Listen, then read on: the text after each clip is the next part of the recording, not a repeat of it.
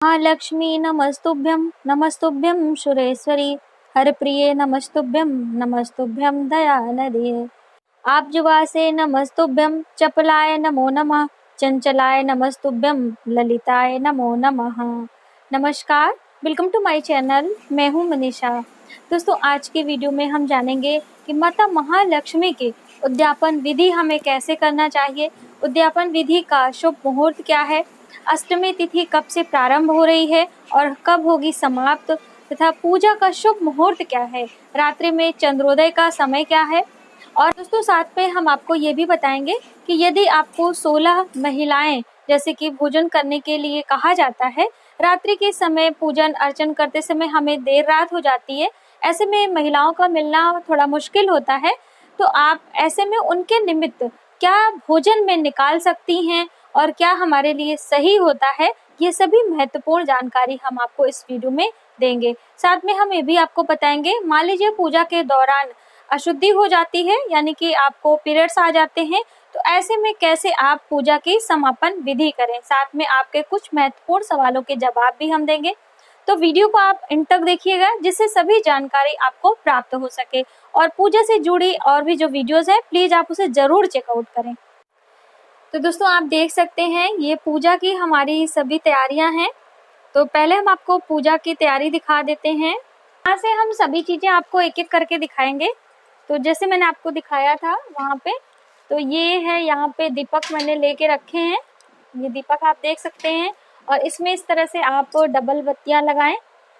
और ये अभी पेयर में है, आप चाहें तो क्रॉस बत्ती भी लगा सकते हैं। बहुत सारे लोगों ने कहा था कि सिंगल बत्तियां नहीं जलानी चाहिए, तो इस तरह से क्रॉस बत्ती आप लगाएं, लेकिन इसी तरफ से एक तरफ आपको जलाना है, या आप चाहें तो दोनों पेयर में करके इस तरह से जला सकते हैं।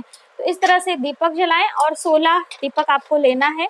जैसे कि लास्ट ईयर मैंने आटे का दिया लिया था, इस बार हम मिट्टी का दिया ले रहे हैं, तो आप कोई भी ले सकते हैं।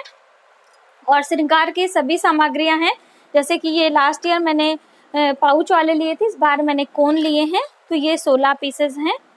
और यहाँ पे ये सिंदूर की डिब्बियाँ हैं, और ये बहुत सारी जो बिंदियाँ होती हैं, तो ये इस तरीके से ये सभी बिंदियाँ हैं। तो अभी जब हम इसमें लगाने लगते हैं तो इसे अलग कर लेंगे। और ये लिपस्टिक की आप देख सकते हैं, और ये काजल है। काजल जरूर लेना चाहिए, बहुत ही शुभ होता है, क्योंकि ये जो 16 श्रृंगार की सामग्रियां होती हैं, ये हमारे सभी ग्रहों को बैलेंस करती हैं। यदि हम एक एक के बारे में बताने लगेंगे तो बहुत वक्त लग जाएगा दोस्तों। ये ऑयल है, तो आप किसी भी कंपनी का ऑयल ले सकते हैं।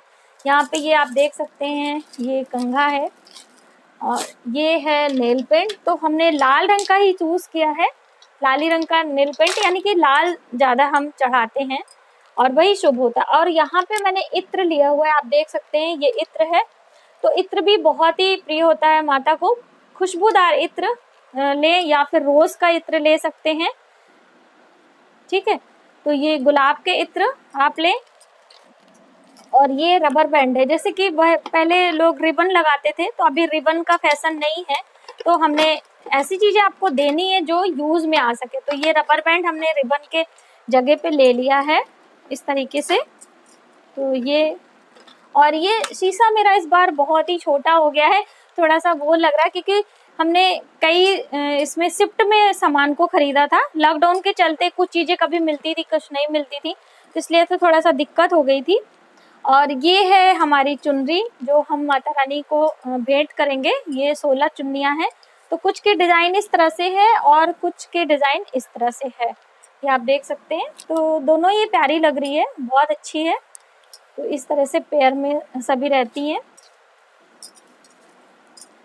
और यहाँ पे हम आपको दिखाना चाहेंगे, ये है सूप, जिसमें सारी सुहाग की चीजें हम रखेंगे। तो ये पेयर में है, एक में हम रखेंगे और एक से ढकेंगे, ठीक है। अगर मान लीजिए आपको सूप नहीं मिलता है, तब ऐसे में आप बांस की डलिया भी ले सकते हैं, वो भी बहुत ही अच्छी होती है। और यहाँ पे हम दिखाना चाहेंगे आपको गुलाब के पुष्प। तो हमने माला भी लिया है, और ये है गुलाब के पुष्प, तो हम इसमें से एक माला लगाएंगे, और बाकी 16 यहाँ पे पुष्पों से माता का अभिषेक आप कर सकते हैं, या फिर आप ऐसे ही माता महालक्ष्मी के मंत्रों का जप करते हुए उन्हें फूल चढ़ा सकते हैं। ये सभी चीजें हमारी सुहाग की चीजें हो गई। और वहां पे आपको दिखाई दे रहा होगा, अभी हम आपको लेके आते हैं। ये है काला तिल, हमने धो के सुखा लिया है और हम ये अभी कल दिन में बनाएंगे हवन सामग्री। और यहाँ पे जौ है और ये चावल है, साथ में गुड़ है। तो सभी चीजें आपस में मिक्स करके हम हवन करने के लिए ये बहुत अच्छा हवन सामग्री बनाएंगे। और भी इसमें बहुत सारी चीजें बनाएंगे हम। तो हवन सामग्री बनाने की वीडियो मैंने पहले से आपको दी है, तो आप वो जरूर चेकआउट करें, जिससे आप अच्छा खुशबूदार हवन घर पे ही तैयार कर सकें। दोस्तों, हवन बनाने की एक प्रक्रिया होती है जिसमें सबसे अधिक मात्रा में आपको काला तिल लेना होता है। उसके बाद में उसका आधा जौ का आधा चावल का आधा शक्कर का आधा घी, और फिर पंचमेवा आप डालें, इलायची डालें, लौंग डालें, मतलब आप इस तरह से चीजें डाल सकते हैं इसमें। और माता महालक्ष्मी का पूजन है तो कमल गट्टे का यूज जरूर आप करिएगा। आप हमारी वो हवन वीडियो जरूर देखिएगा, उसमें मैंने सभी चीजें बहुत ही विस्तार से बताई हुई हैं। और यहाँ पे है 16 गांठें हल्दी की, ये आप देख सकते हैं, ये हल्दी की गांठें हैं। तो ये अलग से 16 पीसेस ये भी हम रखते हैं। पता है वो हल्दी जो है सोने का काम करती है, तो जैसे सोने की बहुत सारी वस्तुएं कुछ भी आप नहीं दे सकते हैं, तो ये हल्दी सोने का काम करती है, तो आप इसे सूप में जरूर रखें। और ये है ये लौंग और इलायची, तो जो हम तांबूल में माता रानी को चढ़ाएंगे, तो ये 16 इलायची है और ये 16 लौंग है। पान हम फ्रेश मंगाएंगे, क्योंकि अभी पहले से आप मंगा लीजिए तो थोड़े से बासी हो जाते हैं, तो फ्रेश पान हम लेकर आएंगे। और ये है सुपारी, जैसे कि पूजा में हमेशा छोटी सुपारी लगती है, तो हम इसमें करके आपको दिखा रहे हैं। ये छोटी सुपारी है, तो इसी को हमें लगाना है, ठीक है। और ये तांबूल में सभी चीजें चढ़ाई जाएंगी। यहाँ पे मिक्स हो जा रहा है, तो ये सभी तैयारियां आप एक दिन पहले से करके रखेंगे तो उस दिन आपको काफी हेल्प होती है, क्योंकि उपवास में बहुत ज्यादा एनर्जी खर्च होती है व्रत पूजा में। और ये है श्रीफल, आप देख सकते हैं, ये जटा वाला है, ये श्रीफल है, ये हम कल माता रानी के पास में रखेंगे, ठीक है। तो ये सभी चीजें मैंने आपको ये दिखा दी हैं, क्योंकि आप सभी के कई कमेंट्स आ रहे थे कि दीदी आप अपने सभी सामान को हमारे साथ शेयर जरूर करिएगा। और लास्ट में ये बहुत ही अच्छी चीज है, आप देख सकते हैं, ये यहाँ पे हम दिखाना चाहेंगे दोस्तों कि बहुत सारे लोगों ने पूछा था कि हम जैसे रात्रि के समय आपको 16 सुहागिन स्त्रियां नहीं मिल पाती हैं, तो ऐसे में आप सूखी चीजें आप निकाल के उन्हें भोजन स्वरूप दे सकते हैं। तो यहाँ पे जैसे मैंने ये आप भोजन में मीठा आहार हम परोसेंगे, तो हमने चावल की खीर बनानी है और ये आटे से पूरियां और ये चीनी शक्कर मिला के, और साथ में आप दूध भी रख सकते हैं। तो दूध आप पैकेट वाला ले सकते हैं, मान लीजिए दूध खराब होने का चांस रहता है, तो आप सूखा में ये शक्कर, आटा और चावल भी रख सकते हैं, इस तरह से भी दान कर सकते हैं। तो आप इसे थाली में फैला के भी रख सकते हैं, हमने इसे मिक्स ना हो जाए इसलिए अलग अलग रखा हुआ था। तो थोड़ी थोड़ी चीजें आप दीजिए, बहुत ज्यादा नहीं, क्योंकि इस तरह से हमें 16 जगह अरेंज करनी है। तो आप इसके स्थान पे छोटी कटोरी भी ले सकते हैं, तो 16 छोटी कटोरी चावल, 16 छोटी कटोरी ये चीनी और 16 छोटी कटोरी इस तरह से आटा ले सकते हैं, और आप लाइनिंग से रख दें। और इसके साथ में कुछ दक्षिणा जरूर रखें। सभी के साथ में आप 10-10 रुपए रख सकते हैं, 1-1 रुपए रख सकते हैं, ऐसा कुछ भी आप अपने हिसाब से अरेंज करके रख लें। तो ये एक प्रकार से अन्न का दान हो जाता है जो हम 16 सुहागिनों को कराते हैं। तो ये मैंने इसलिए दिखाया कि कई लोगों को कंफ्यूजन हो रही थी कि हमें कैसे लेना है। साथ में दोस्तों एक चीज हम आपके साथ शेयर करना चाहेंगे, जैसे कई लोगों का ये कहना था कि हमें जैसे उद्यापन विधि के दौरान पीरियड्स आ जाते हैं, तो ऐसे में हम कैसे उद्यापन विधि अपनी संपूर्ण करें।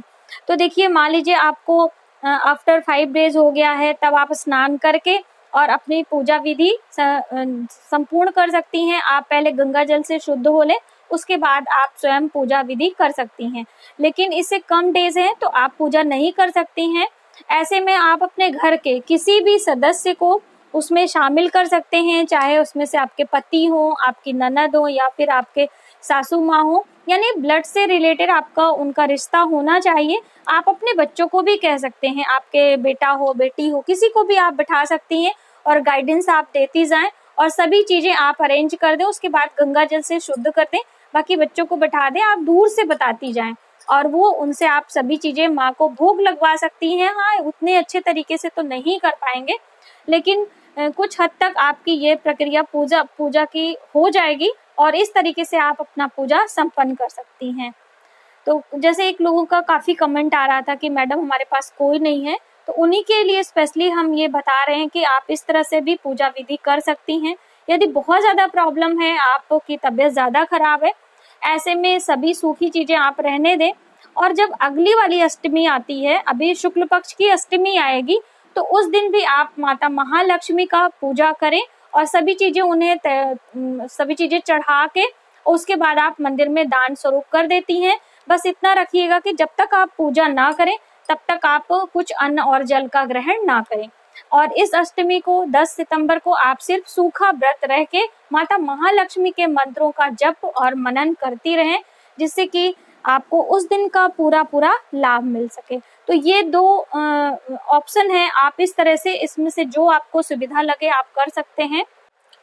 पूजा की शुरुआत दोस्तों राधा अष्टमी से हो चुकी है। ये अश्विनी मास की कृष्ण पक्ष की अष्टमी तिथि है, जो कि 10 सितंबर वर्ष 2020 में है। दिन गुरुवार है। पूजा के लिए हमें शुभ समय प्राप्त हो रहा है। संध्या के समय 6:38 से प्राप्त होगा। इसमें सिद्ध योग है, तो इस समय यदि आप पूजा की शुरुआत करती हैं संध्या के समय माता महालक्ष्मी के उद्यापन विधि की, तो बहुत ही शुभ संयोग है। दोस्तों इस दिन का नक्षत्र है रोहिणी नक्षत्र, जो कि हमें दोपहर 1:39 तक प्राप्त हो रहा है। दोस्तों अब हम जानते हैं कि रात्रि में चंद्रोदय का समय क्या है, जिस समय हम चंद्र देवता का दर्शन करेंगे और उन्हें अर्घ देंगे। तो चंद्रोदय का समय है रात्रि को 11:34 पर, और आपको 34 मिनट से थोड़ा ज्यादा भी हो सकता है, क्योंकि चंद्रोदय थोड़ा सा अलग अलग स्थान पे अलग अलग समय पे दिखाई देता है, तो आपको थोड़ा सा वेट करना पड़ेगा। आप इस शुभ समय पे चंद्र का दर्शन करें और वहीं पे चंद्र देवता का पूजन कर सकते हैं। और मान लीजिए आपको चंद्र नहीं दिखाई देते हैं, बारिश है, आपकी तरफ बादल हैं, तो ऐसे में आप चावल का एक चंद्र देवता बना सकते हैं और उसकी पूजा अर्चना कर सकते हैं और वहीं पर आप जल दे सकते हैं।